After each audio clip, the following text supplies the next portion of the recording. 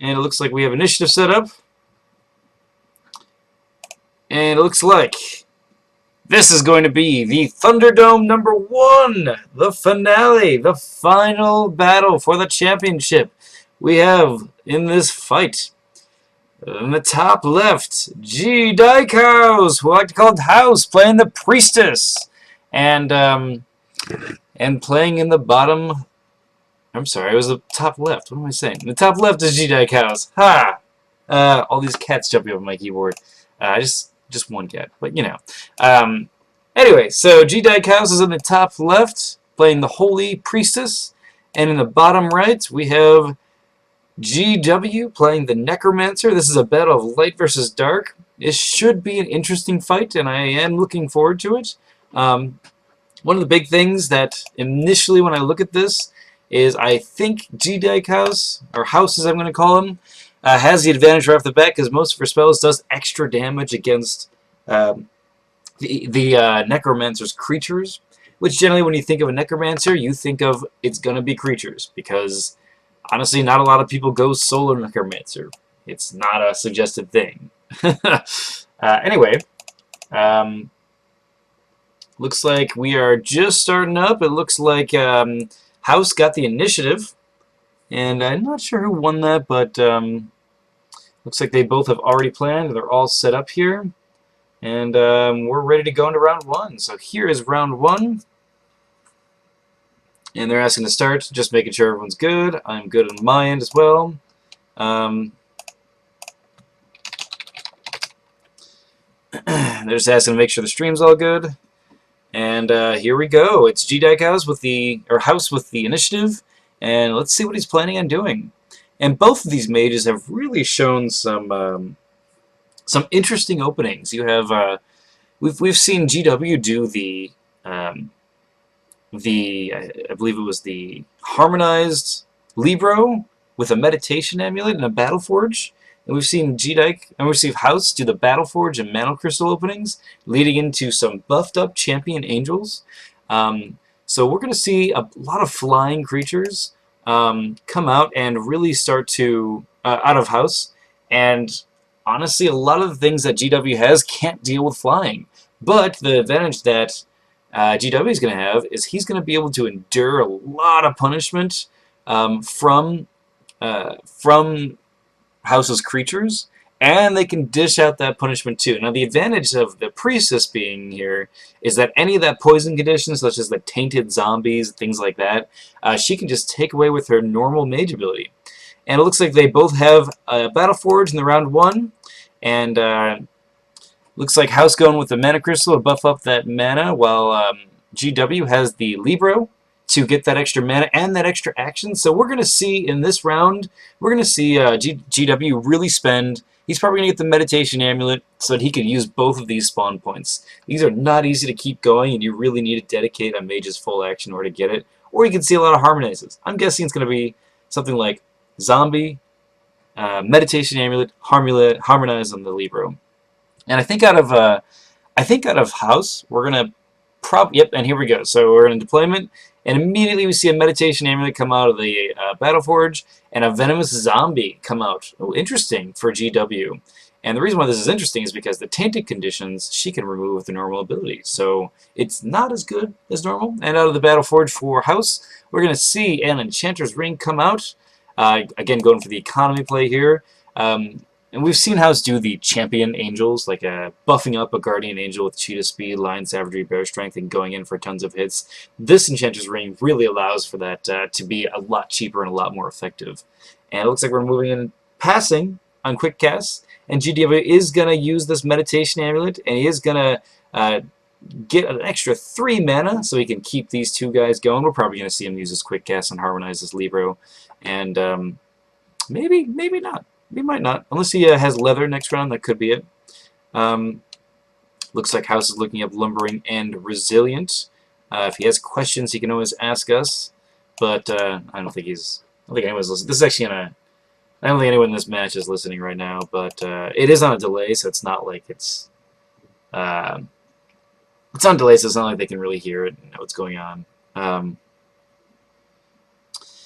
And they're explaining what lumbering does. Zombies are one of those crazy creatures where lumbering, you can it's kind of between fast or kind of between normal moving and slow. You're allowed to move one, and you're allowed to take a quick action, such as guarding or attacking, but you're not allowed to move two. You're not allowed to do that run. So all the zombies, I'm pretty sure all the zombies have either lumbering or slow or both. Um, I think one of them has both. I don't know if one of them has both, but when you have both of them, basically slow takes precedence. Although technically you take both rules into effect, and so slow would be the kind of dominant one in that sense. So it looks like the priest is going to use her action. He's going to summon a guardian angel. All right, so this is probably going to be one of the champion guardian angels that we're going to see. Saw an enchantment fusion in the first match, and it basically moved over all those buffs, so you got a huge benefit out of Bear Strength and Lion Savagery, being able to just move it over to a different angel, which I'm thinking we're going to see next round. And it looks like GW is going to do an enchantment on the Libero. It is a harmonize. He's just going to reveal it right now. I don't think there's anything else it can be actually right now. Maybe a decoy I think he can do, but you know, that sort of thing. So it looks like the priestess is going to use her quick cast and is going to activate the Enchantress Ring and put on an enchantment. So the first of many. So buff this angel. And that's going to be the end of the round. So going into round 3, looks like this is going to be quite a match here. The Venomous Zombie. So the fun thing about zombies is they only have 5 health and 0 armor, but they have a trait called Resistant. And Resistant basically is effectively infinite armor. And what that means is the only way to actually hurt a resilient creature is by doing critical damage to them. So Venomous Zombie is just a tough creature because you have to do all crits. Theoretically, you can kill him one hit if you get lucky, but only a third of your die of each attack die is going to actually be able to damage him, as opposed to 2/3, which is the normal game. So it looks like both of them are going to be deploying out of their battle forges here, and I love the Battle Forge with both of these mages. I really like how GW is trying to just say, okay, this is going to be my zone here, and I'm going to always get a zombie, and if you attack into it, get ready for the horde. Well, and since I can get the zombie each time, it's so solidified in my defense. This Battle Forge here is great for getting cheap little things like leather gloves, leather boots, you know, things like that. And I'm really excited to see how House plans on dealing with that. And so it looks like we are in deployment phase. Leather gloves comes out for House, and Zombie Brute comes out of the Libero, and the Eternal Servant is attached to him. That is free to get the Eternal Servant on him. And Leather Boots do come out for GW. And interesting, Leather Boots implies that you're not looking to do Reflex Boots, or you're not looking to do Eagle Claw. So that can really set you up to say, okay, so I can manipulate you with spells like Force, Push, and Pull, or not Teleport, but things like that. Really interesting choice to put the leather in.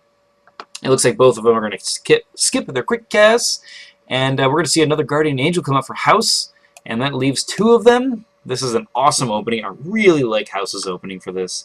I think it's very effective. We're probably going to see an enchantment come out, so we can take advantage of this Enchanter's Ring. But for right now, it is GW's turn. He is going to activate his Meditation Amulet and support these 2 very expensive spawn points to get out. Again, he only needed 1 mana to get this boots out because he paid 1 off of the forge, so it's really effective. We're probably going to see Leather Gloves come out of here next or something like that. So now it's House's turn. He's going to have to activate his Angel.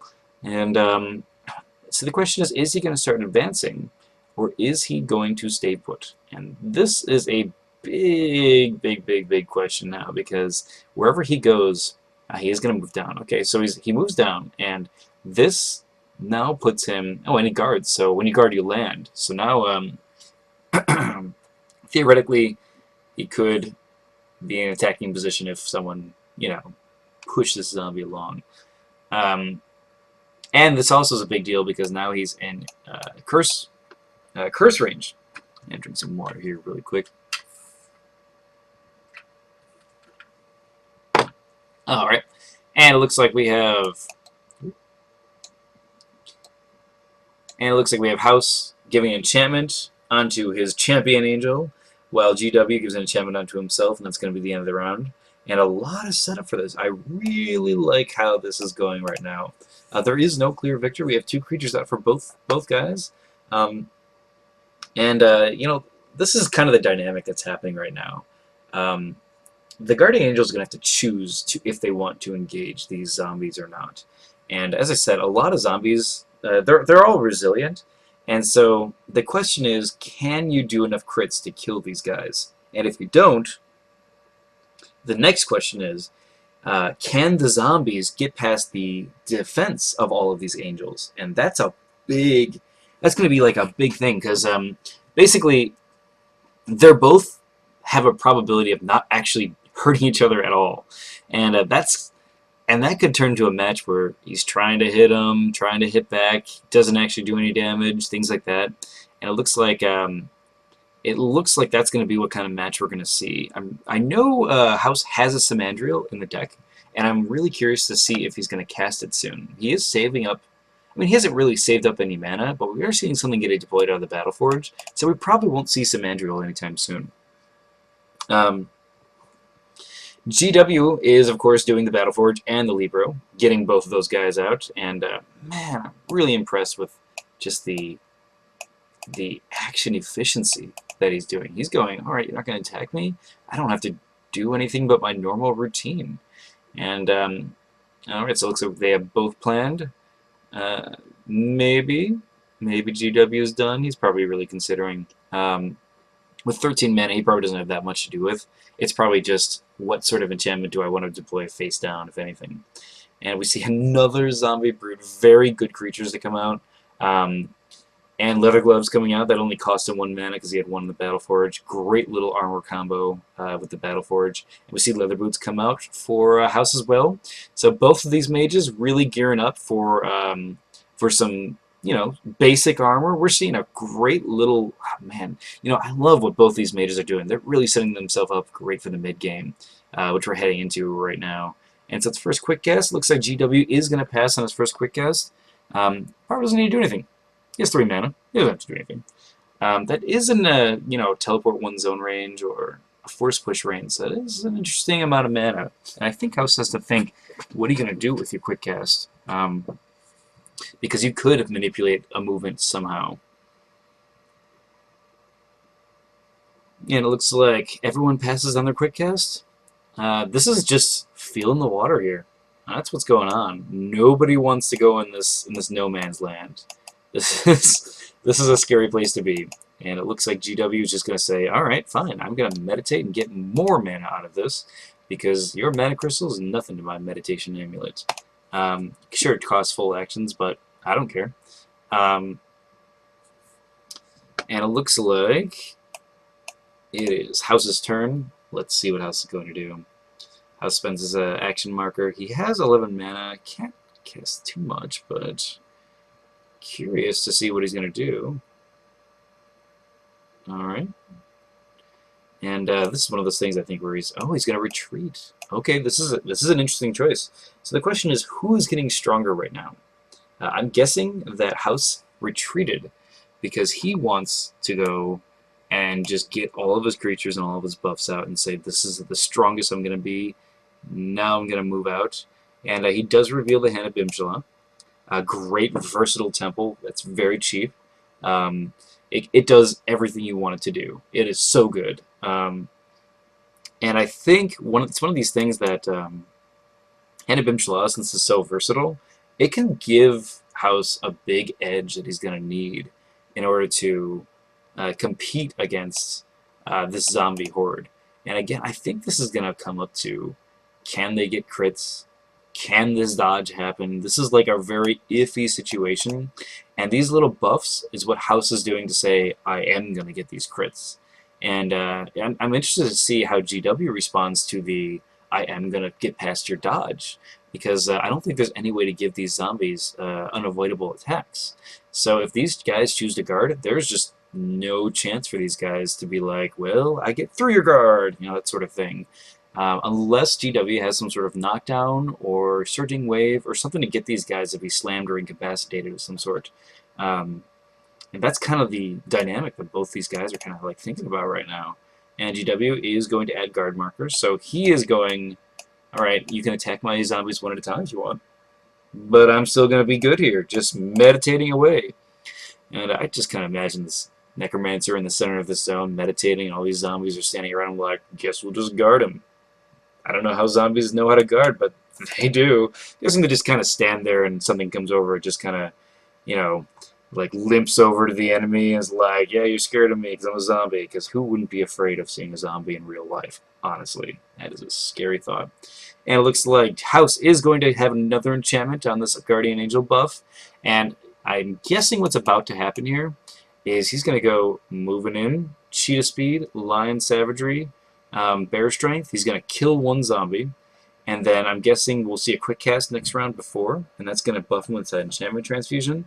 Then he's going to go, okay, cool, I did that attack, Enchantment Transfusion. Now, see how he's 2 spaces away? That Cheetah Speed's then going to go, alright, now I have Cheetah Speed, Lion Savagery, Bear Strength as well. And this is all set up so that it's very, Priestess is very safe, and these angels can both attack, and it can all happen next round. And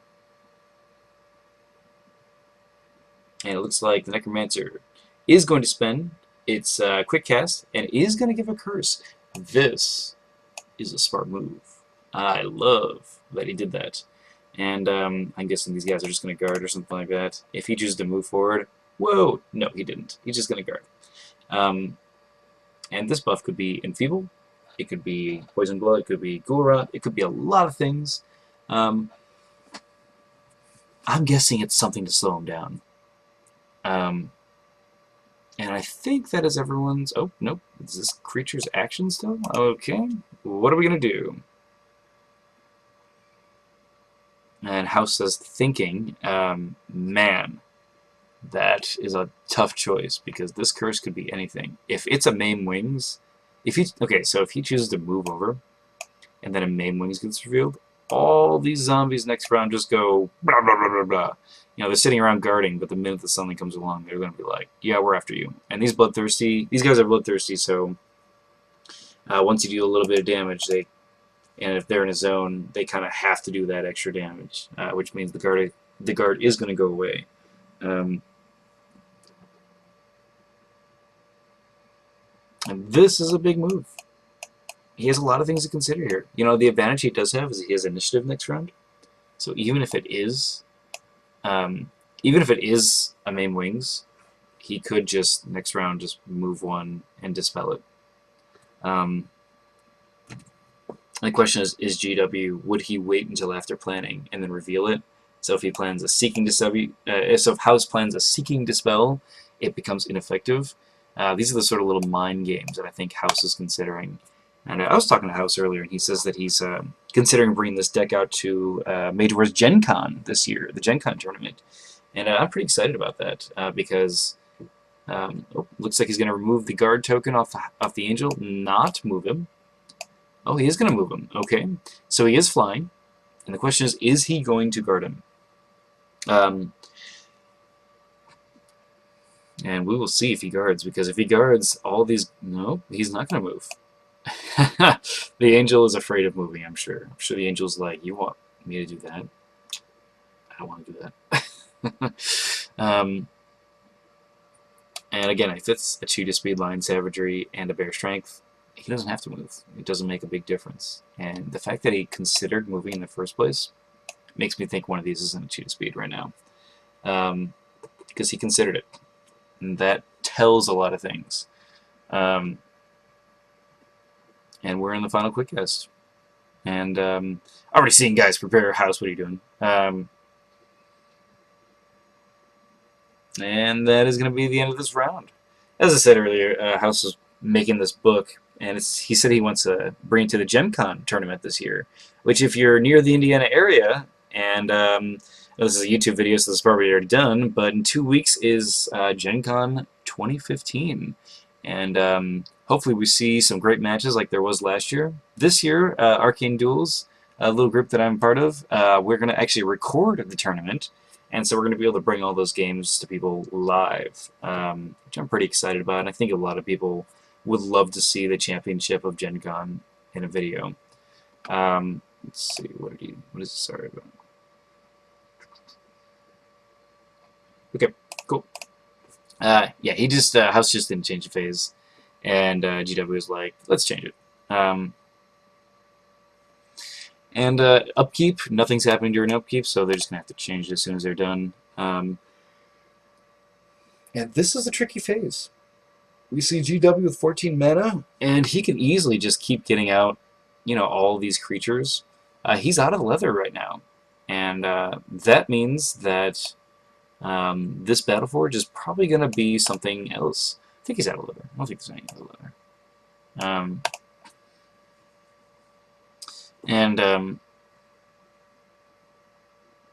we're going to see what happens with this Battleforge, because it could be a lot of stuff. He is going to plan something on the Libro. He did that right away, so this is assumed to be that. Also, House did plan something on his Battleforge. I wonder if this is going to be actually really something or not. And are we going to see something? Nope, we are not going to see something on the Battleforge. So he's saving his mana. I'm guessing whatever comes out of here is big. Or he has... Okay, so he has a 7-cost zombie coming out, the Venomous Zombie, and that means he's using these 2 spells or wants to reveal the spell, and he needs to have this 9 mana for something. He is planning something with his actions, and that's a big tell. House, bringing up the second ring. Man, this ring is so good with the Priestess because not only when you cast a Holy Enchantment or Incantation spell, you gain a life, and now it's going to cost 1 less mana.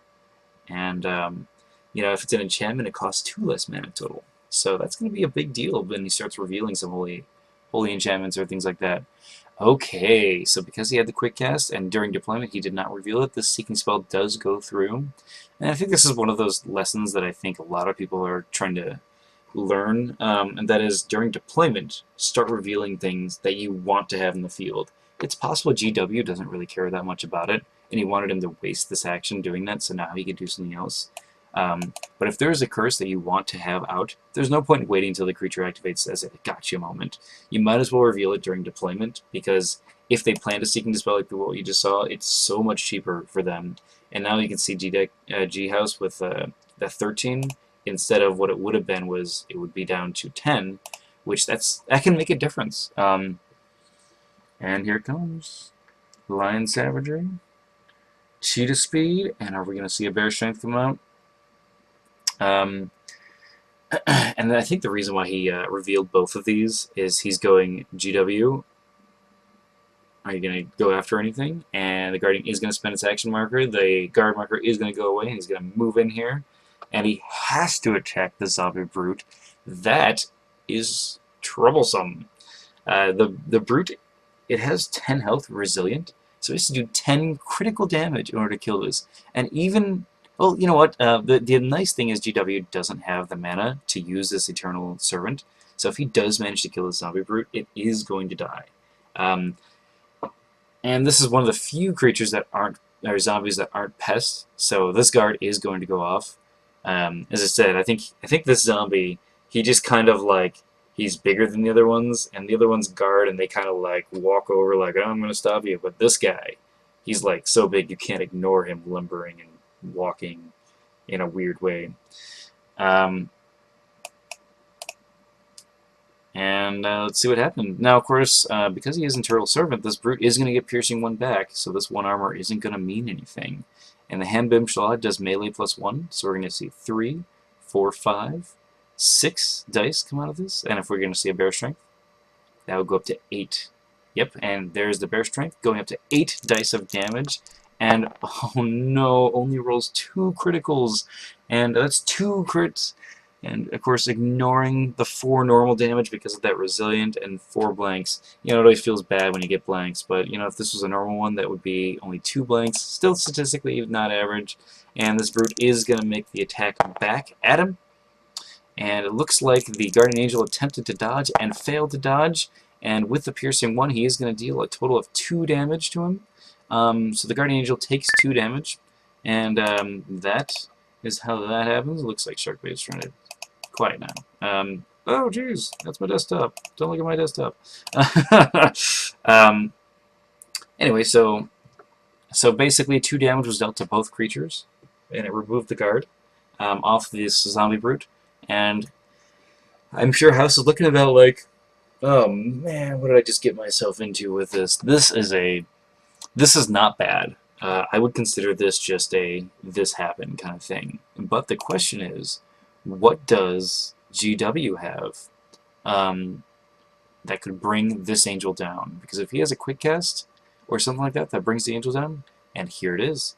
He does. He has a Gravicore. All these angels lose flying. So this angel is now sitting there without flying, about to be attacked by 2 venomous zombies and 2 zombie brutes. And this has got to hurt. This is not going to be easy for him to survive through. And I wish him luck. Maybe he doesn't need luck because this venomous zombie rolled 2 blanks and a 1 on the D12, which that D12 is what makes his venomous zombie good. That tainted marker makes him so good. I wish he could put a Hero's Favor on him. And it looks like it's going to be GW's turn. He's probably considering, how the hell am I getting this champion Guardian Angel out? Because he is in danger, and I fully support this run to support him because he's going to need to get there right now and prepare some sort of buffs next round to keep this angel alive.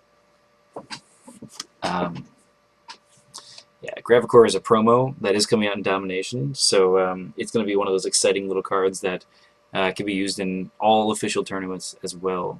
And it looks like we have a Zombie Brute attacking, going in. This one does not have piercing, so it is going to do 4 damage total, because it's armor 1, and 4 damage off a Zombie Brute. Not bad, especially when you consider armor.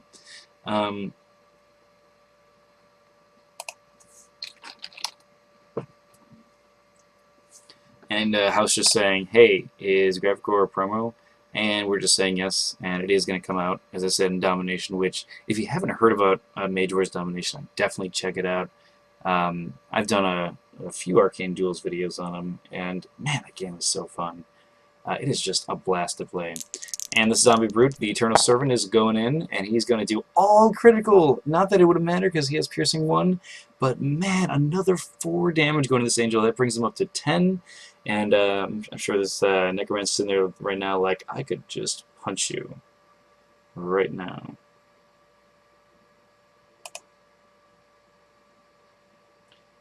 And it looks like, why is he rolling 5? Okay, so he is taking, okay, so he's rolling, so basically he is taking the Aegis. I just want to make sure he's taking Aegis into account, because he gets bloodthirsty, so he gets the extra die, but he loses that die because of the Aegis.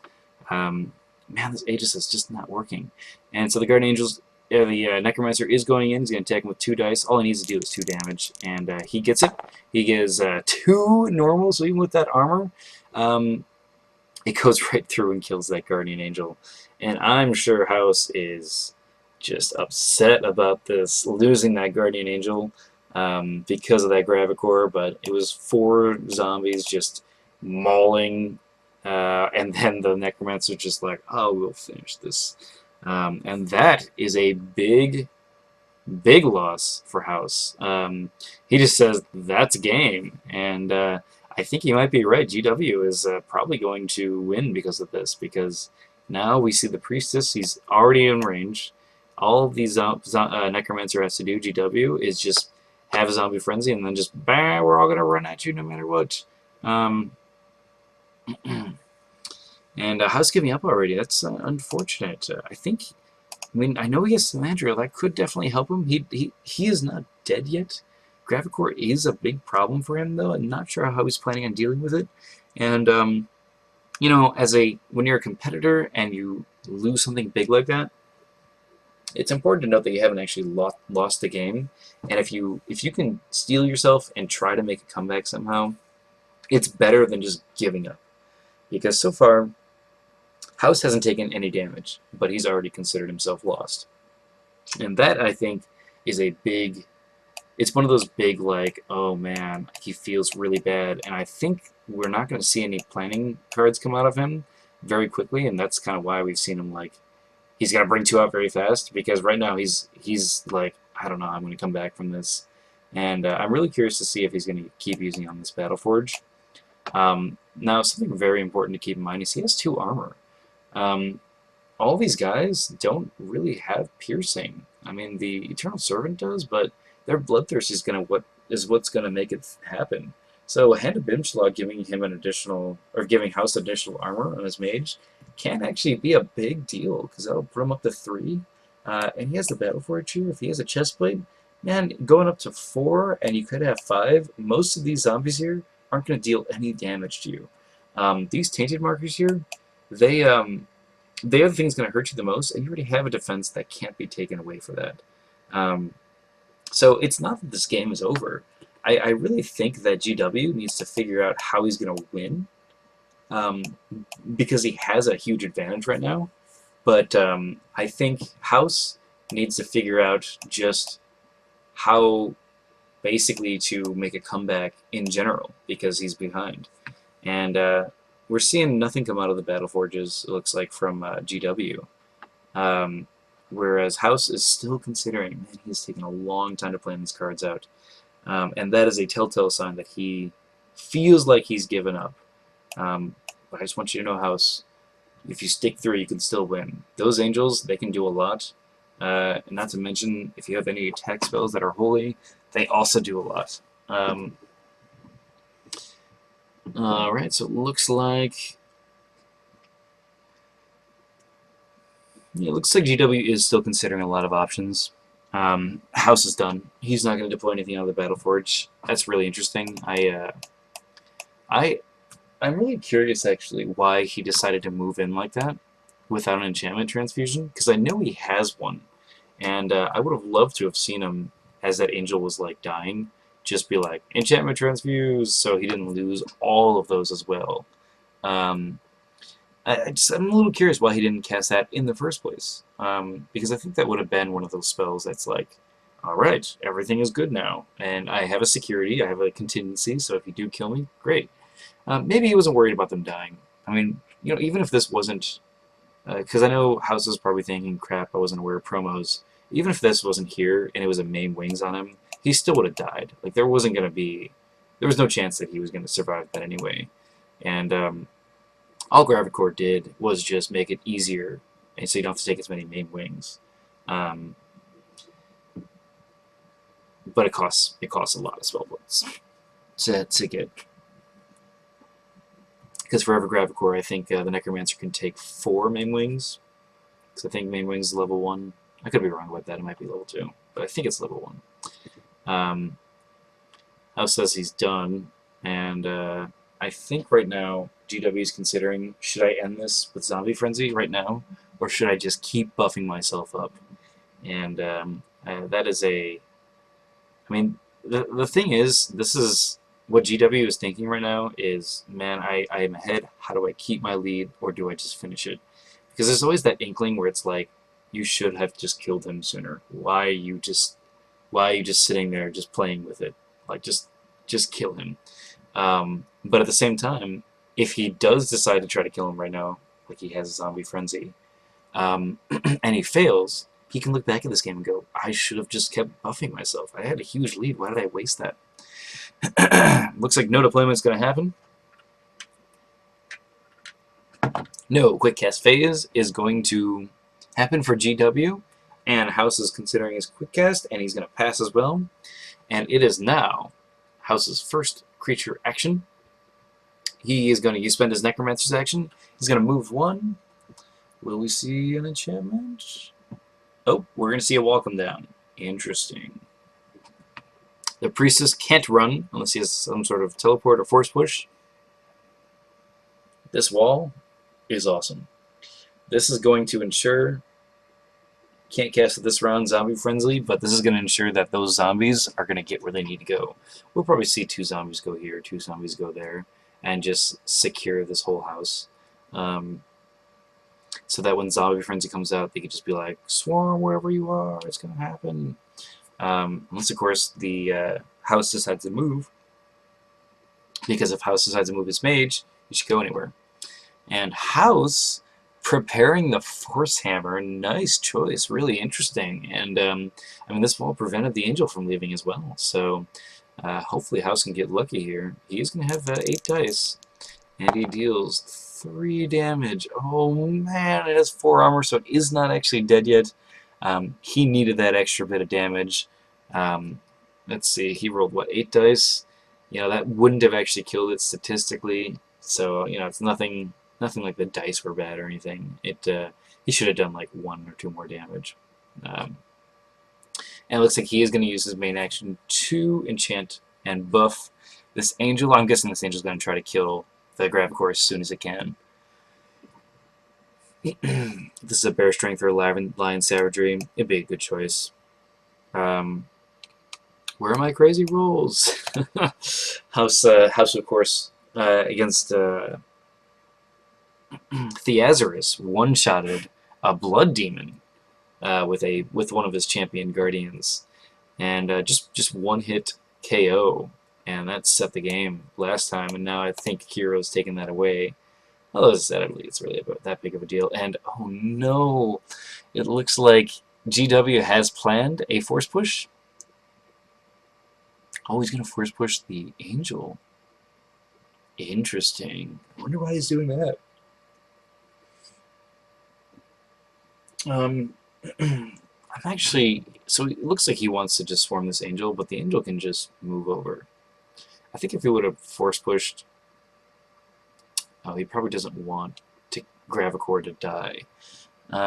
Okay, so this is I'm gonna keep going for the long game because I don't want Gravicor to die because I think you can still pull this out. And it looks like GW is considering what kind of actions he wants to do, which zombie, and he has to go against a guard. So I'm sure, excuse me, I'm sure he doesn't mind if the Angel kills him. And it looks like his defense does fail, so the Guardian Angel will not be able to just dodge the Venomous Zombie's attack. And House is going to reveal a Bear Strength right before the attack is done. And it looks like 4 damage and no Tainted is going to happen. Or, I'm sorry, 2 damage. But, of course, with that Armor 1, he's just going to take 1 damage. And we're going to see a counterattack with 5 dice of damage. And, of course, only criticals are going to matter because this zombie is resilient. And it looks like we're going to deal 2 damage to this zombie here. And I like zombies. I think they're really fun. Love to see some sort of like critical strike weapon come out to deal with them. Yeah, it's 2 dice but critical strike, or 1 dice critical strike. I don't know. It'd be fun. And then it looks like the Guardian Angel is going to activate and just move over 1. And are we going to see a guard? Is there going to be a guard?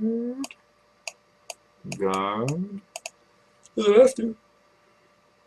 If it doesn't guard, I'm not sure why he didn't guard. That's interesting. That's a very interesting move. He probably should have guarded there, but he wants to guard his Angel. Cool. He's going to guard his Angel. Totally fine. I don't think it's a big deal. And GW just being like, do it. Why wouldn't you want to guard? And the brutes are going to surround. And of course they're not pests because they're brutes. They're giant. And you know, basically they're going to be able to hinder anything that moves into these zones. And this is just set up so beautiful. I love how GW is playing this out. And he is going to probably Zombie Frenzy next turn and just own everything. Not going to win next turn, but is going to be able to deal the damage. And I'm sure House is sitting here thinking, man, I wish I got that Gravicor destroyed. I'm actually a little curious why I didn't use it on the Wall of Bones. Of course, that can always be a futile attempt, because if you destroy it, the Necromancer's just like, alright, I'll pay 6 mana again, and I'll get it again. What are you going to do?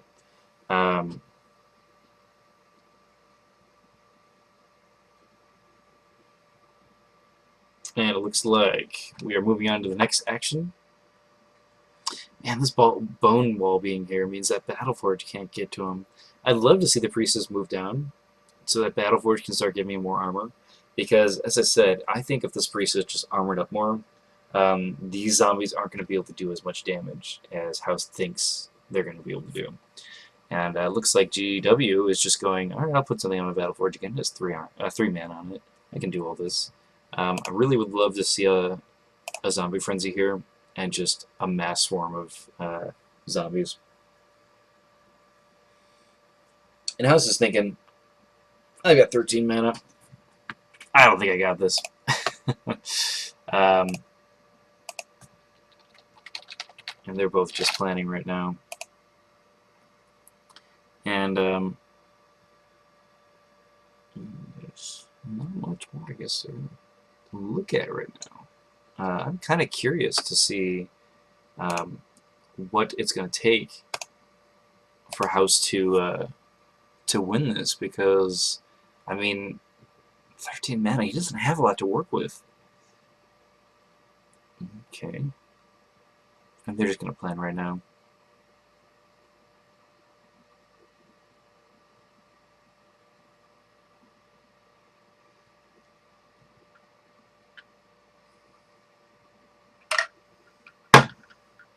Gonna drink some water and get back to this. So yeah, anyway, Gravicore, this is one of those awesome little promos that I'm really glad is coming out, because a lot of people have been saying that the Falcon is a little bit too strong right now with Rajan's Furies or with petting and things like that.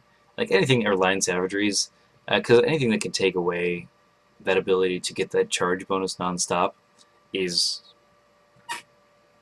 going to be a good counter to a whole set of moves. And, House here has been using Cheetah Speed with Lion Savagery, so that's kind of another one of those, like, same concept, a flyer that can get charge, and it adds up that damage really quickly. And I'm really happy that this card is coming out, because it's a card that's been needed for a while. And it, of course, definitely helps out Warlords quite a bit, and not to mention other mages.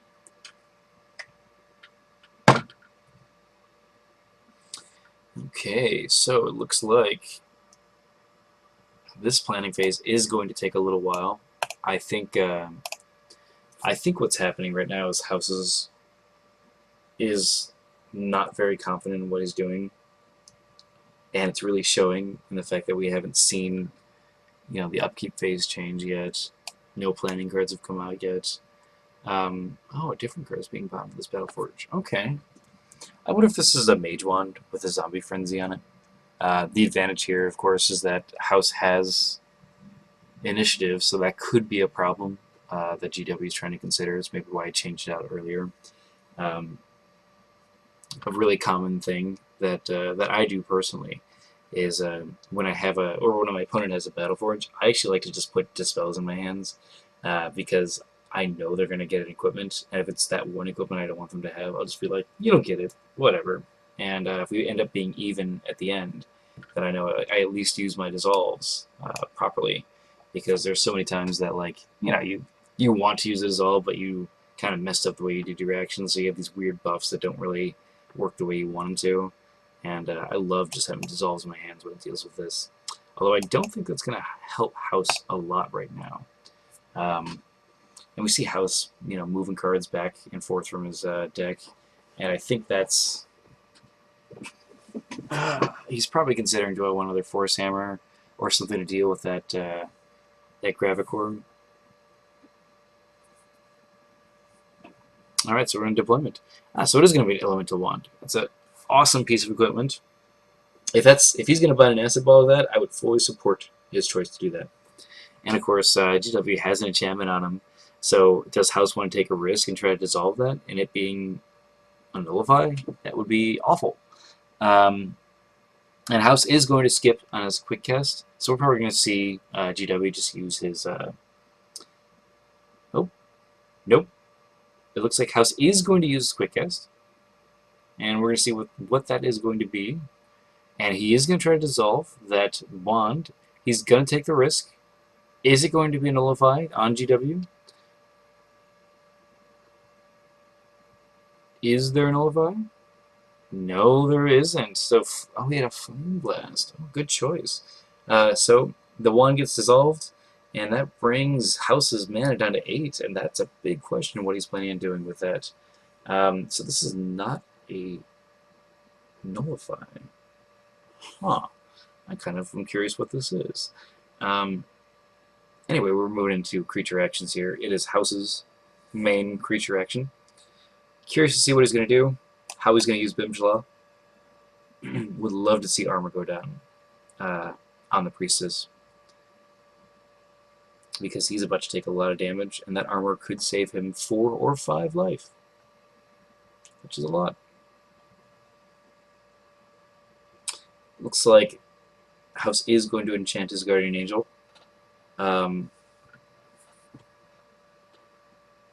Looks like he just wants to have one big last hurrah, because he's spending all his mana. He's not trying to get out.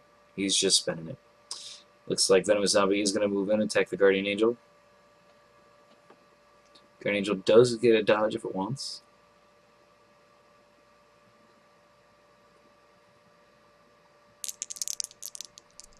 It looks like he chose not to dodge, and so it's going to deal 0 damage and not do a tainted. Wow, this Guardian Angel is like, hey, don't like venomous zombies, but you know what? They can't do anything to me. Love that damage. He's playing the odds here. You know, House had some unfortunate rolls, I think, earlier. They haven't been a big deal, I think. And I think this Venomous Zombie is kind of evening out the playing field here. So it looks like the Guardian Angel is going to attack back with that Bear Strength, and is going to deal a total of 2 damage. Brings this Venomous Zombie up to 4 out of the 5. Just needs one more critical can do it. Man, rolling 4 dice on the normal damage, though, that can't feel good when that happens. And it looks like GW is done, so it is now House's turn. Curious to see what he's going to do. Activates the Angel, puts a guard on the Angel, so he wants to protect this guy. Is he going to use Bimshalom? No, he's not going to. Wow, that's interesting. Okay. You know, a lot of people, just when they think of Bimshala, they're just like, yeah, it's melee +1, that's why it's good. Because that's kind of why it got eroded to be unique. But that armor is also very, very good. And especially when you're facing a Beastmaster or a Necromancer, you want to use it for armor a lot more than you usually think you want to. And that is not allowed. Just one guy going, Angel Guard! Yeah, that is not allowed. He should not have done that. There is no damage that is done. House is going Pest. Pest has to follow the normal rules. What Pest means is basically they can't hinder you. They can't hinder you, and they also can't guard, and they can't guard in the way that a creature has to attack them when they're guarding. So if you basically attack a guard that's pested, they get that, but if they want to just go past the guard, you're just like, screw you, you know? And because these zombies are, it's probably because they're so slow that they can't get in the way. It's the only reason why brutes are not pests, is because they're so giant. So basically, House is saying you need to reroll because Angel has Aegis 1. He's going to end up doing 0 damage and 1 tainted. Big difference than what his last roll got, of course.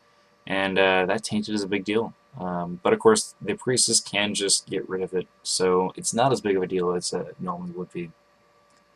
And that guard is now going to go away. He's going to be able to counterattack. Maybe he'll get lucky and he'll deal 5 damage.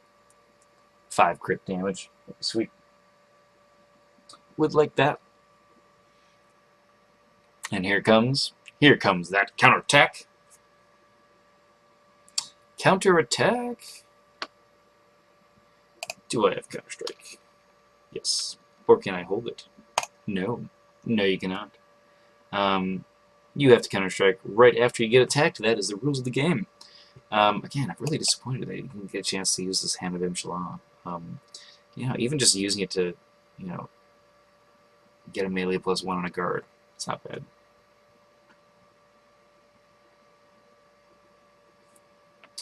You lose guard anyway, and I think you must Counter-Strike. You can choose Counter-Strike, you don't have to. It's nice, actually. It's really nice that you can choose to. Because if you're mind controlled, sometimes you don't want to return fire. And, oh, it's going to be able to do 5 critical damage. Nice! House, you beast! So that Venomous Zombie dies. This one only has 1 life left. I'm sure House is now thinking, wow, I just dealt a lot of damage. And that doesn't mean that the hurt isn't about to come in, but that is at least something. And these brutes here, they have to attack the Angel, because he's hurt.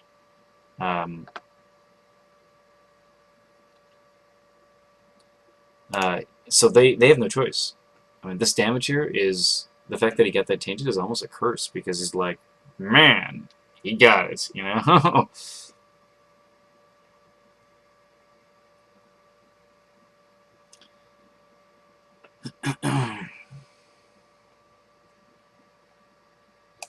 And does tainted count as damage? I believe it says life. And I'm just going to double check for everyone, because I think it does.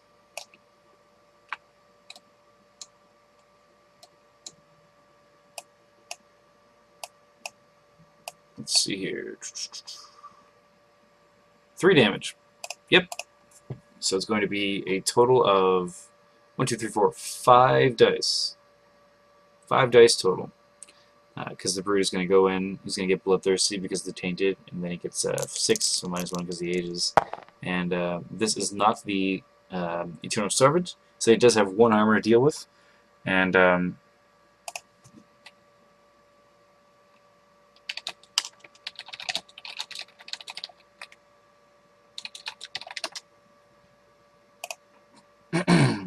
just telling you House can dodge still, because there is a dodge there. So it's 5 because of the 4, Bloodthirsty 2, Aegis 1 brings it down to 5, so Bloodthirsty brings it up to 6, then Aegis brings it down to 5. But House can still dodge, because he has that dodge there. Not sure if he wants to, because this piercing has that. Usually it comes up with an automation for asking if you want to dodge, but you know, it didn't come with automation there. Does not get the dodge. That is unfortunate. Just can't dodge. No, I don't think he dodged. He never dodged.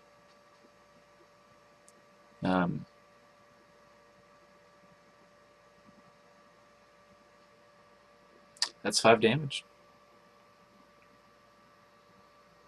5 damage. That brings him up to, with the tainted marker, 8 total.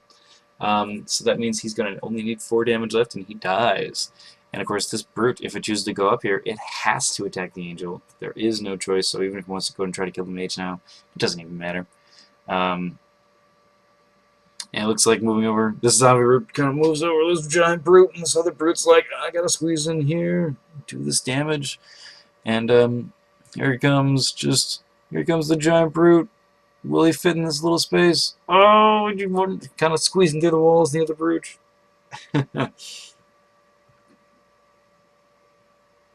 Ah, yes, he has Rhino Hide. We all forgot it. So he has Rhino Hide, so he actually has 3 damage, or 3 armor total. So that's going to be a total of 3 damage last time instead of 5, only bringing him up. Only bringing him up to 6. So he has 6 life left. And, you know, it's one of those things that... Man, I would love to see this Hand of Imshalom. It's one of those things that I think, like, you know, yeah, it's... I don't know if it's going to win in the game. So we see the zombie squeeze in this little zone here. Oh, he's going between a brute and a wall. Oh, moving in again. And he's going to deal, oh man, 4 critical damage. That's going to bring him up to 10. 10 damage on this angel. I wonder if the Necromancer's like, I'm going to move up here and just punch your angel in the face and kill him.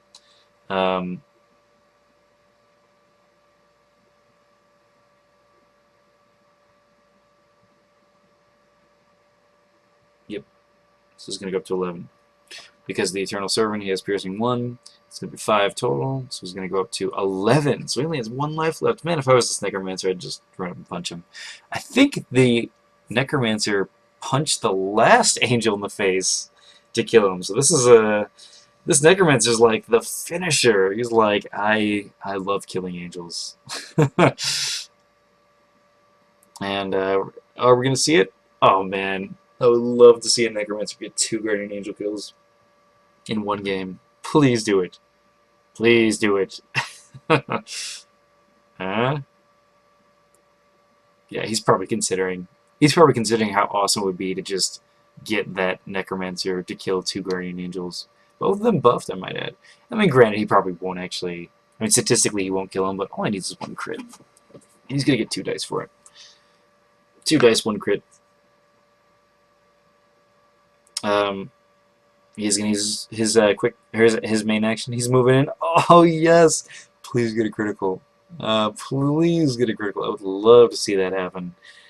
Necromancer getting the angel kill. The second Guardian Angel kill that both of them have been buffed. Yes! Oh man, and he does the damage, killing the next Guardian Angel. And I think this is curtains. This is curtains for House.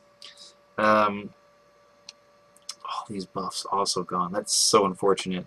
And I think now that House has 0 damage, this is going to be, and 4 creatures on him. I would love to see GW just, you know, wall, and just lock him in and just kill him. I think that's something that's really needed right now. And it looks like GW is going to bring out the Ghoul-Rot. That's going to be able to do First Blood against the Priestess Mage. And so that means all of these guys... See, the Ghoul-Rot here is allowing an extra 2, 3, 4, 5 dice of damage to be done next round. Love Houses, or love GW's play in this. Really like how this is working out. And this is... From Priestess to Witch, ugly hag. And this is kind of one of those scary things about Necromancer zombies, is that they all have this huge defensive game, and you feel like you can't go in and deal this damage because these guys will all take effect. And you know, this one Libro, one Battleforge is super efficient. I've seen some double spawn point builds before. Personally, I'm not a fan of them. If you're given the time to allow it to work, you can make wonders out of it. But personally, I think that this is one of the most efficient ways to play this zombie Necromancer. Skeletons, I think it's a little bit different personally, but I love how this is working out here. And looks like House needs to take 2 damage from this Ghoul-Rot. Let's see this. And Ghoul-Rot is an awesome little card. I really love Ghoul-Rot. It goes great with the Necromancer, but it goes really good with the Warlock as well. With that curse, the basic Warlock, the Araxian, because it allows you to just take that Ghoul-Rot back once you kill the creature, and it's super effective at doing that. Love it. And looks like House is taking that 2 damage. He's played a card and going, what am I doing? What I would love to see him do is next round, quick cast, move down 1, and then just run away. I think that's his best way of surviving this. Honestly, if I were GW right now, as I said, he has initiative. Just wall, extend, wall during quick cast phase, so you're just locked in, you're going to lose. I mean, the danger is that, of course, if House is planning... If he's planning Eagle Claw Boots, he's just going to Eagle Claw Boots and climb over. But, you know, it's not that big of a deal. I don't think it's really... I don't think House can get back from this. You never know, but unless he pulls out, like, area effect holy spells and just dazes or kills everything in the zone, if he gets lucky, he gets a stun. I don't think he's going to be able to come back. Let's see here.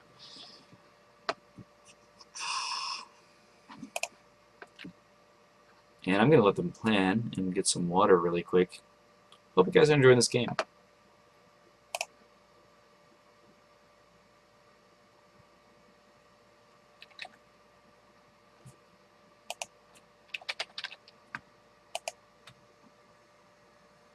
As I said, I'm just letting him plan. So just, you know, just waiting it out.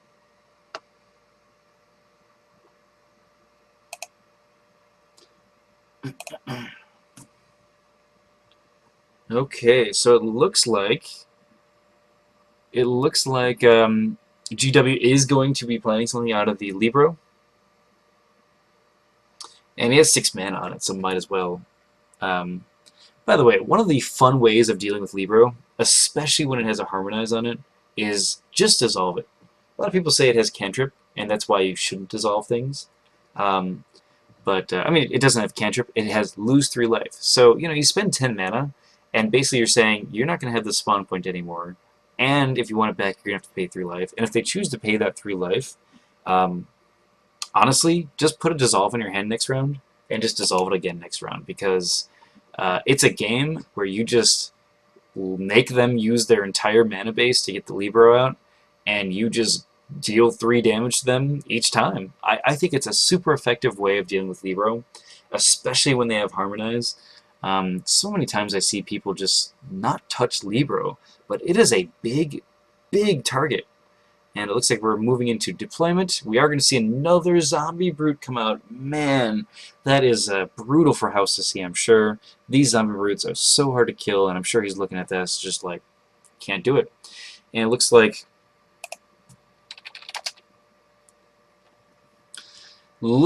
House is going to try to get the regrowth belt on, but can't actually do this because it doesn't have line of sight, unfortunately. I hope you plan some other cards besides that to make it happen. He is going to get that mana back. 3 mana on the Battleforge, 3 mana on him as well. And this is why this wall is so good. Not only did it trap him here so that these zombies can get positioning, but it also got him out of range of his Battleforge. Now, it's important to note that this Hand of Vim-Shalak can still be used. And personally, I think getting a little bit of armor is actually your best option here, because I think that a little bit of armor will just help you survive that much.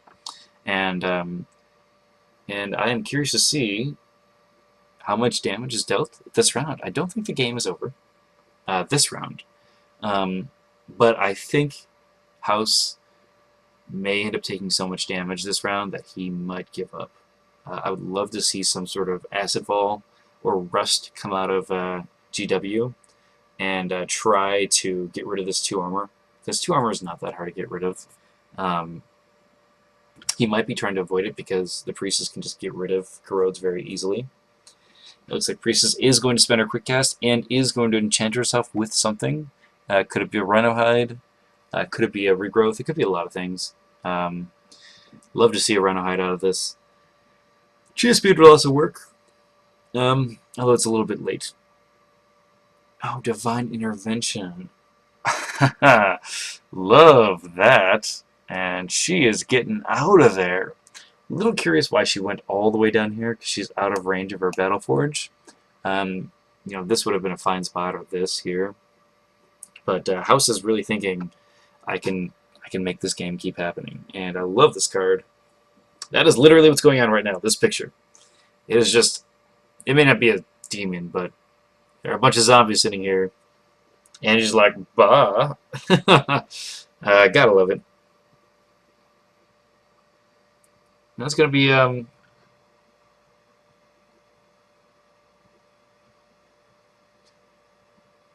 Yep, and the House is going, I'm just gonna reveal this now, because if you have Seeking Dispel, I don't want that to happen.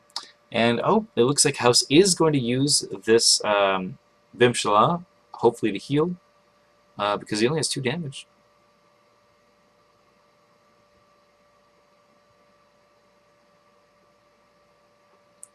And, of course, House still has his main action to use. Man, got out of there. Just got out. Love it. And let's see. Let's see what GW is going to do. GW is going to use his action marker, and he's just going to run. Zombie Frenzy? No, he's gonna do some sort of enchantment. This could be a Poison Blood. I mean, he could just do like a Plagued, one of the promo cards. That's coming out in Domination, which you should totally check out. It is going to be Poison Blood. So this Vim-Shalak can't actually heal a House. Love this play. That was really smart.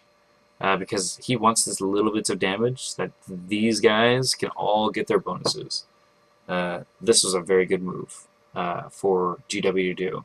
Man, GW is just really impressive player. Just super impressive. Houses as well.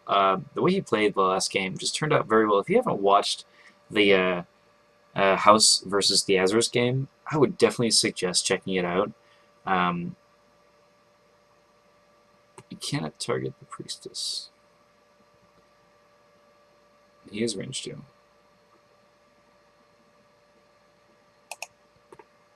What? Yep. It's too late for me, yeah. I think, let's see what's going on over here.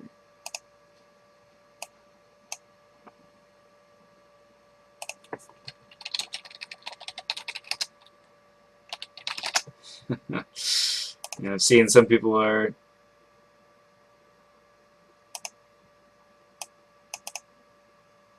And it looks like, oh man, sorry, some people are talking to me. I'm just letting them know. You know, I like talking to people in this community.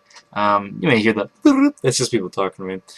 So it looks like here that poison blood is going to affect him. So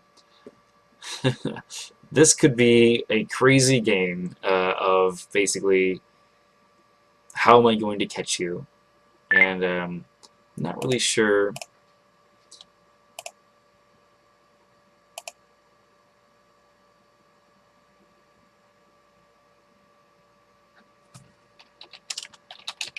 Yeah, I hear you, Psych.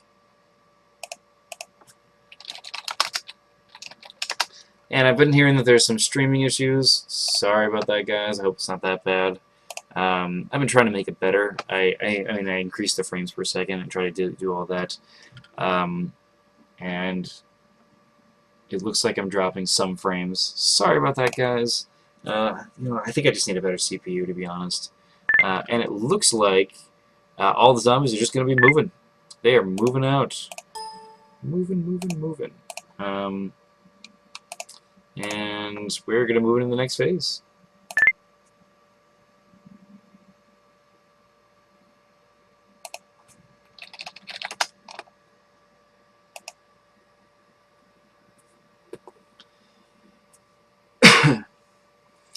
And they're just going to plan this out.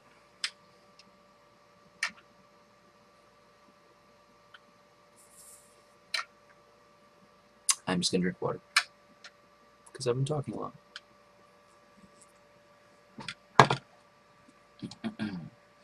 And anyway, this Ghoul Poison Blood combo is very common to see out of Dark Mages and even out of some like Force Masters and things like that. I personally think that this is a fantastic combo to have, but one of the big things that counters it is Purify. And I love Purify a lot because if right now House spent 1 mana point, because it just costs 1 spellbook point to get, not mana point, spellbook point, it's like having 2 dispels for 1 spellbook point, and you could just get rid of both of these poison enchantments. Let's just say one of these venomous zombies did a tainted. You could do both of these and the tainted as well with a Purify. I really think that if you don't have a Purify in your deck and you have like 4 dispels, I would just suggest taking one of the dispels out and putting a Purify in, just because it's such a good combo to have to allow yourself that sort of action efficiency, because you basically get 2 actions out of 1, but also spellbook efficiency, because you basically get 2 dispels in 1 Purify. And it's very, very common to see Ghoul Rat and Poison Blood played together, because it is such a good combo, and it nullifies things like, or it nulls the regrowth or the regrowth belt, and that's why you do the Poison Blood, and the Ghoul Rat just does that steady damage. And I'm thinking right now what we're going to see in this next round is both, or all the zombies, they're just going to move here. And the Priestess is going to try to do something. And then the next round we're probably going to see a Zombie Frenzy and just the zombies swarm and try to get advantage here. I'm really seeing I'm really seeing this game being just a like cat and mouse kind of catch me if I can. It's actually kind of similar to how Theazarus, this game with House played in the first round, which you've even checked out that game. It's pretty long, but Theazarus played so well when being in a situation like this, um, where he got House down to 1 hit point left, and he was a solo mage for I think like 10 rounds, and both mages in that game, House versus Theazarus, got down to 1 damage, and I just think that was just a crazy impressive way to play that game. Um, really want to pick Theazarus' brain and how he chooses to move and things like that. If you haven't checked out any of the previous games, GW played against Keechin earlier in today, and Keechin got very zealous, and he basically teleported himself from here over here, and we had a necromancer or GW there with a bunch of zombies, and Keechin did this very interesting thing where he played an Earth Elemental and then got out, and the Earth Elemental just sat there punching GW's necromancer while the meditation amulet was just trying to happen, and sometimes that Earth Elemental would get a stun on GW's necromancer, so he couldn't meditate. And it was a very interesting way to just dish out damage. And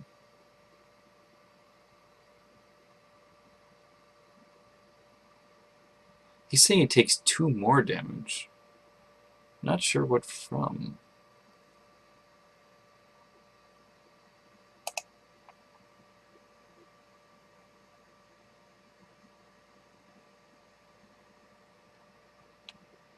Oh, yes. Okay, yeah. He played Divine Intervention, so it's a holy enchantment, so when it got reveals, he gains 1 life, and it happened before this Poison Blood happened.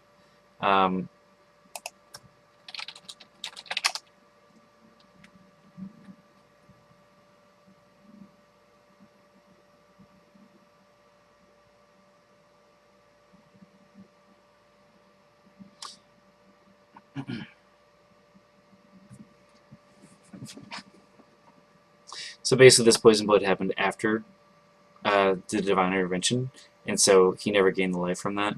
It's just one of those little things that, I don't think it's really going to change.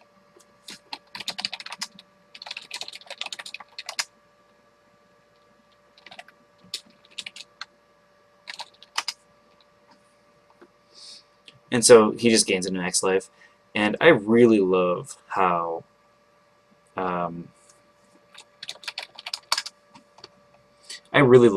the priestess can just rack up that life, because 32 life is pretty standard for a 10 channeling mage, and the fact that she can just kind of get that naturally is so nice. And when you combo with the Sunfire Amulet, a lot of times you can gain 2 or even 3 life per round with her Divine Reward.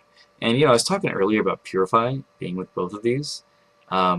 I would love to see Purify, because not only do you get rid of both of these, but you also gain a life off of it with the Priestess. That's I think a really cool little combo. Again, I'm just going to say this. Purify is awesome. And another cool combo with Purify is if you think the opponent has a Nullify on, you can actually pay 0 and cast Purify on the creature you think it has Nullify on, and you pay 0 and they have to reveal Nullify. Granted, they probably won't actually pay. Oh, and here we go. Wow, he is going to cast Purify. Awesome. And he's going to cast Purify himself, and he's going to pay 11 mana. But it's going to get rid of both of these guys, and since it resolves, yeah, it's 2 more. So he has to pay. Yep. So he has to pay 13. And so since it resolves, I believe he does also gain a life off of that as well, and that's a big deal. That's really nice.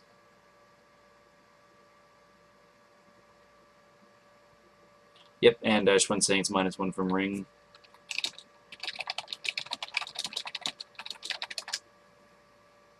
Because it has to resolve, and once it resolves, you gain a life.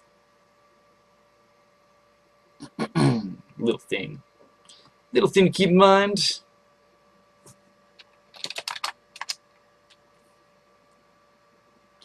Not actually sure.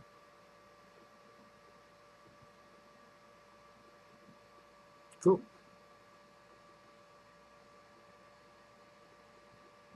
I guess it is blocked. Fine.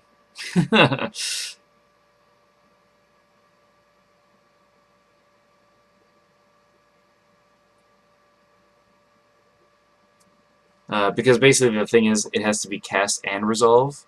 And so since it resolved... Okay, cool.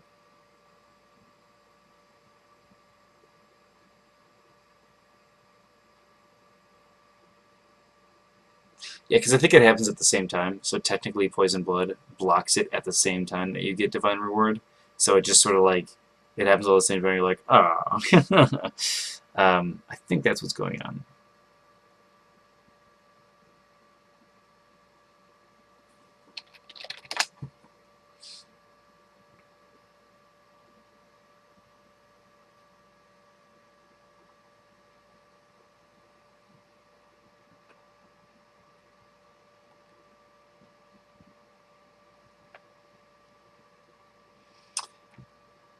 Little fun. Fun with Purify, you know.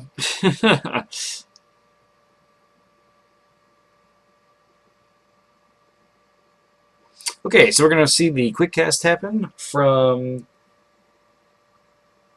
GW, and we're going to see an enchantment go down. This is probably just another Poison Blood or Gurrat. I mean, I'm sure he was expecting one of those to go away this round, and if it's a Poison Blood, I'll be pretty happy about that.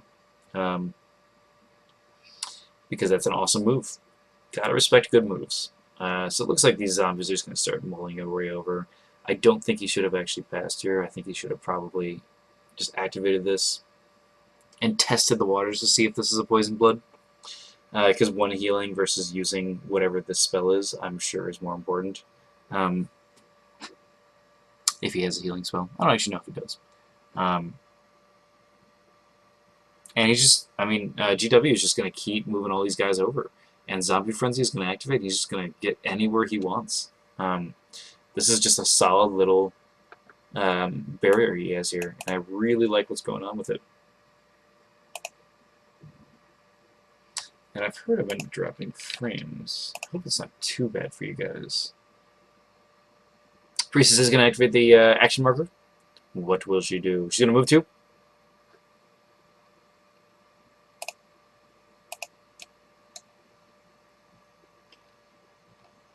Gonna move 2. And... Bimshala? Bimshala? No, Bimshala! Oh, that is unfortunate. That Bimshala is very helpful.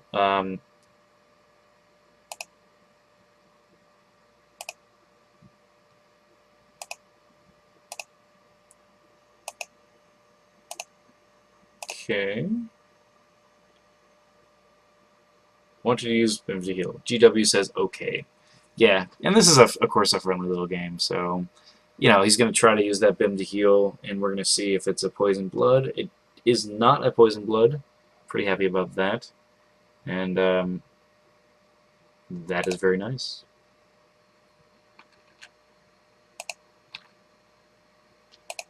And it looks like I've dropped a few frames in this. We'll set it down to like 38 frames per second next time. We're back in the next round here. And they're just going to plan. They're planning it out.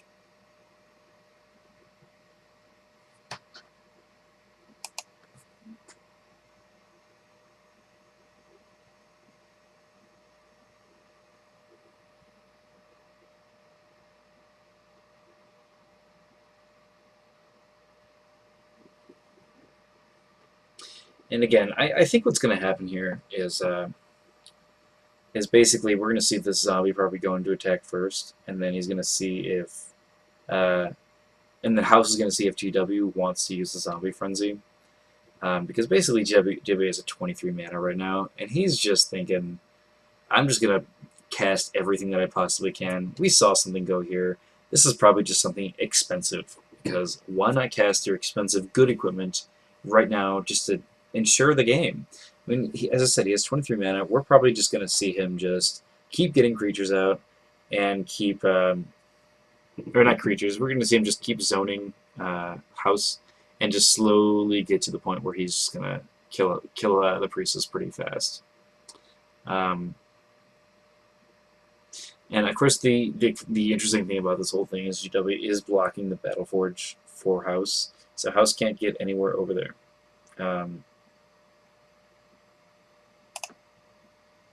To get in the range of this, so it's just a sitting Battleforge. I would actually love to see GW just keep casting creatures, because I think at this point, just the more creatures you have out, the more insurance you have that you're going to be able to do damage and hit your opponent. I'm not sure if he's actually going to do anything, but you know.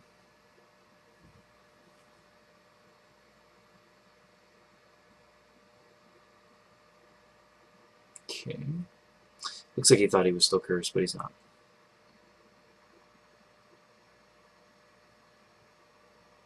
And moving on to deployment phase, let's see what comes out of this Battleforge. And a Mage Wand.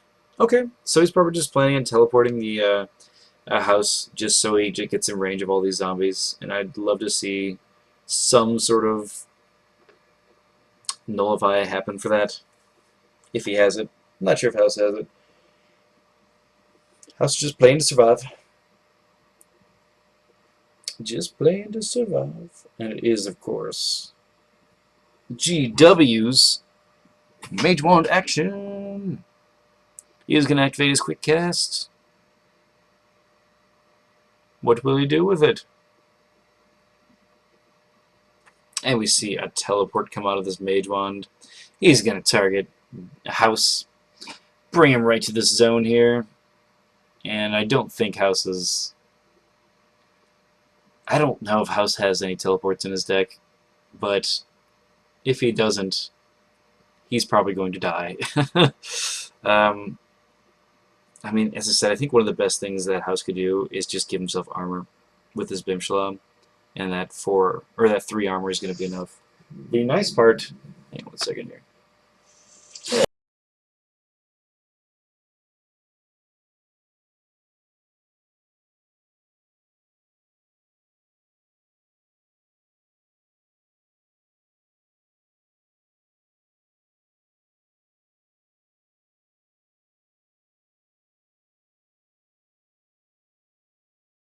Sorry about that. I recently got married, and my wife and I moved in together, and our cats don't necessarily get along. Okay, so it looks like what happened was the teleport happened, and so House is in the middle here. The nice thing is, he's in range of his Battleforge. And honestly, if he gets that extra armor, I think he has a good chance of just not taking much damage from all these guys. The thing that's going to kill him are going to be these tainted markers. It looks like House is going to enchant herself. Is this nullified? Don't know. And we're in action phases now. And it is a rust. This is the play. GW always figuring out what's going to happen. Always figuring out how to get around the problems. Love this play. GW is going to reveal a rust, which means -2 armor, which means this guy is 0 armor now on the priestess. Brood is going to go in. Is that right? Adds a guard to Brood. Removes guard from Brood.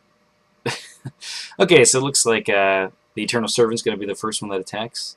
I think he's testing the waters just to make sure this isn't any sort of, you know, promo stuff. Gonna deal 4 damage. Doesn't matter if it's armor or not, because the priestess has no armor. Or does she? She has 2 armor. It's not gonna actually matter in this case, but you gotta take 4 damage. It's all gonna be good. Bring House up to 7 out of 33 damage.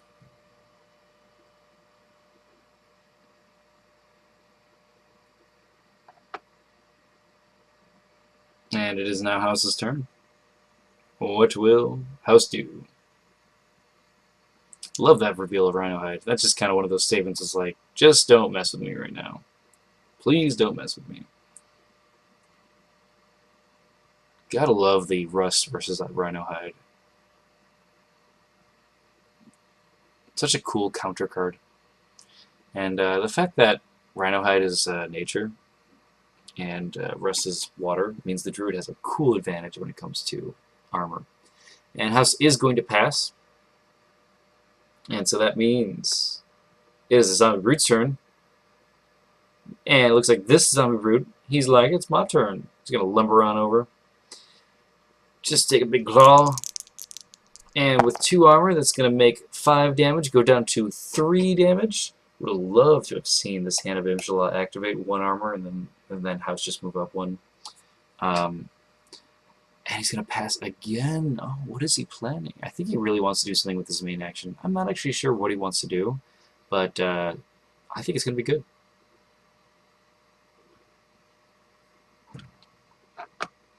Venomous Zombie going into attack. Again, there's going to be 2 armor here. I don't think... might do 1 damage. No, he's not going to do any damage. No damage, but he gets that tainted.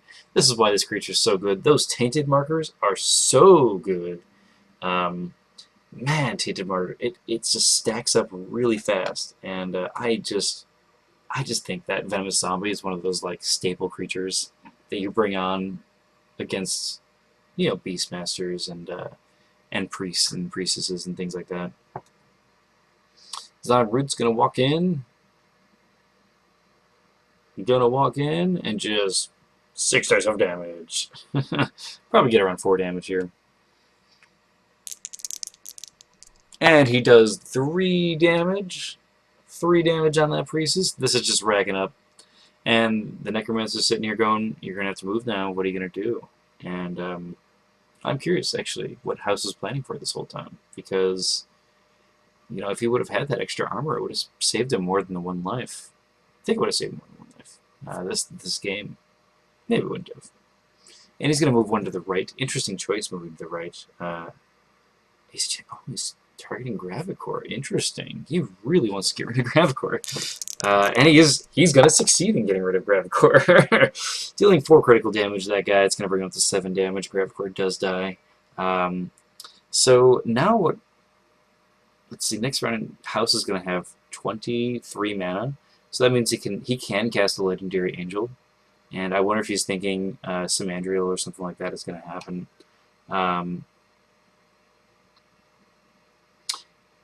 Looks like House is going to enchant himself, his Necromancer, with something. And House going, I just punched a giant stone to death. You would almost say that that was a magical punch, because Gravicore is a big metal thing. House is going to channel 11 mana. We're going to the next round.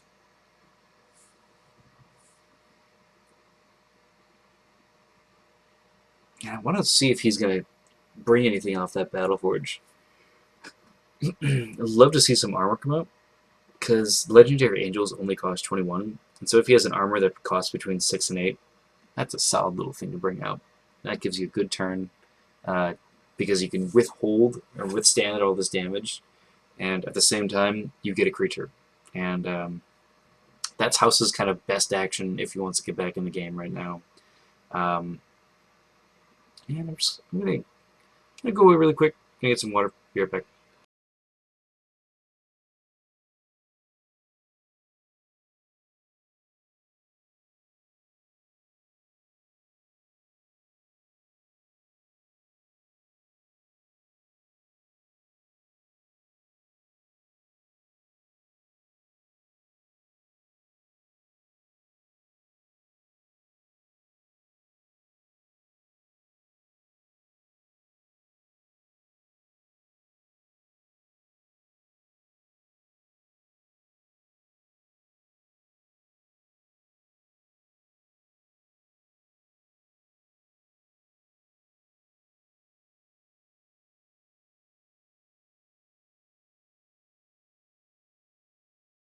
Okay, so it looks like GW is going to be using his Plague Master ability, because the Priestess does have a poison condition on her, so he's going to pay 1 mana and deal 1 damage directly to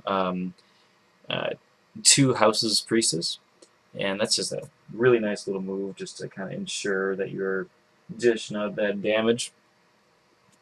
It looks like we are In planning phase.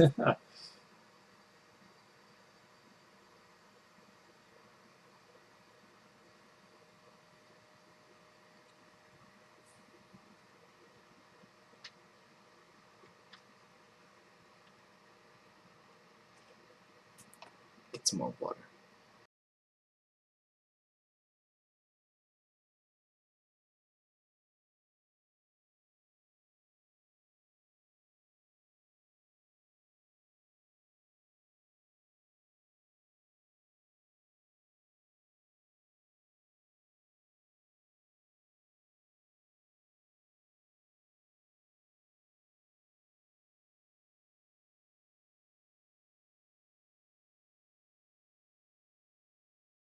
Alright, we are back.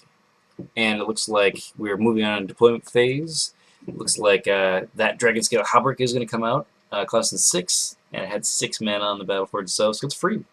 And again, I'd love to see some Andriel come out of here. I think that's going to be a solid move. The Angel of Light gets that extra damage, can daze and stun any of these guys. I think it'll roll like 7 damage after that, and that's a solid little guy. It's 6 or 7 damage. I think it's +2. I'm not sure. And it looks like we're going to see a Dissolve come out. Interesting. He's going to dissolve this Mage Wand. He really wants to get rid of this Teleport. And we are going to see a Nullify come out. That is unfortunate. Man, I was hoping to see some Angel come out in this, but it looks like we are not going to see the Angel of Light. It does work. It works. Dissolve does not target the wand. Okay, so like there's a Dispel targets specific enchantments. So when you cast a spell, it says target this enchantment. So Nullify doesn't activate. But when you cast Dissolve, it says target Mage, because the Mage is the one wearing the equipment. And so Nullify does go off. And so looks like House just didn't know that Dispel and Dissolve weren't the same when it came to Nullify, which is unfortunate. Loses that mana.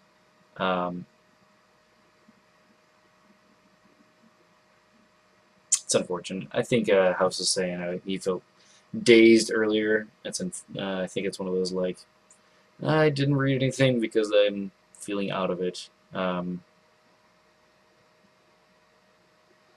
Yes, he lose both. And this is going to give House a big chance to just, or I mean, I guess GW a big chance to just be mauled here. That sort of thing.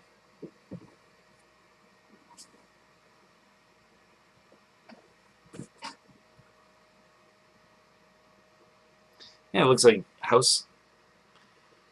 Oh, okay, so GW is just going to say, I'm done playing around with all these Poison Bloods. Here's just Deathlok coming out. And Deathlok is one of those scary conjurations because it's very hard to kill. The 2 armor, 9 health is very, very hard to deal with.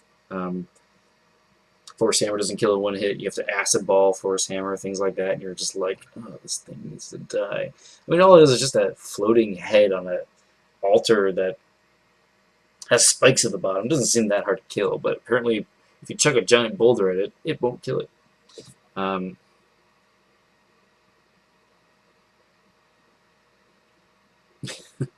House saying that the position right now the Necker has is a Deathlock, so it's appropriate to cast Deathlock, because that's what's happening in this game.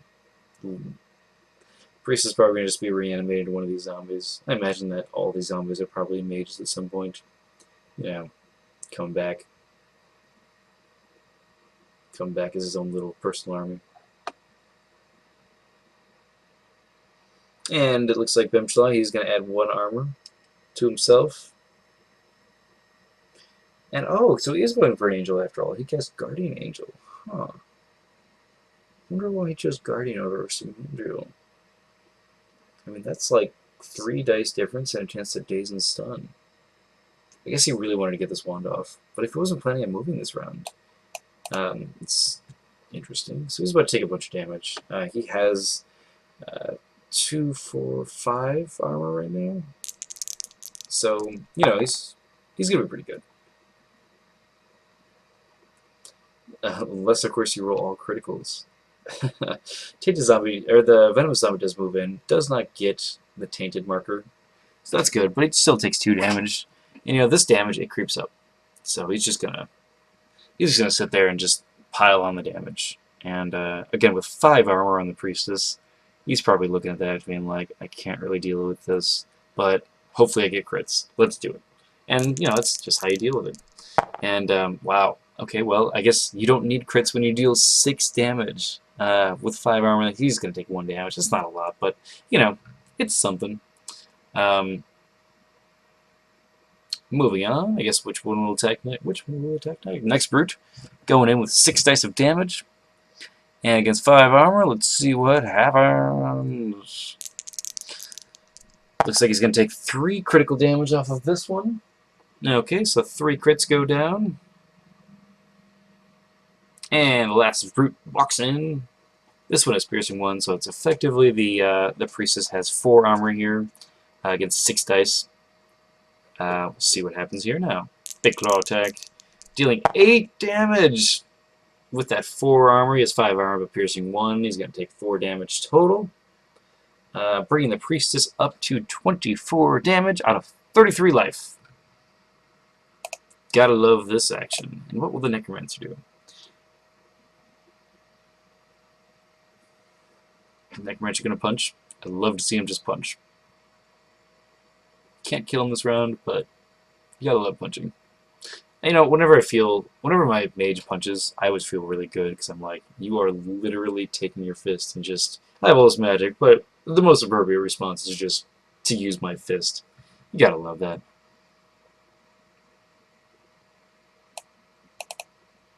Looks like House is gonna resign this game. You know, I think that was pretty fair to resign. I don't think he has a chance of making it out. And GW says, I have Drained Soul. It's going to deal 6 damage to you, bring you up to 30. He's going to be able to do 1 more damage with Plague Master. So if he actually takes the time, punches him, deals 2 damage, you know, it could happen.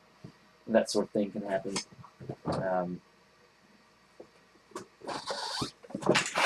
Ooh, stuff's happening. My cat is messing with stuff.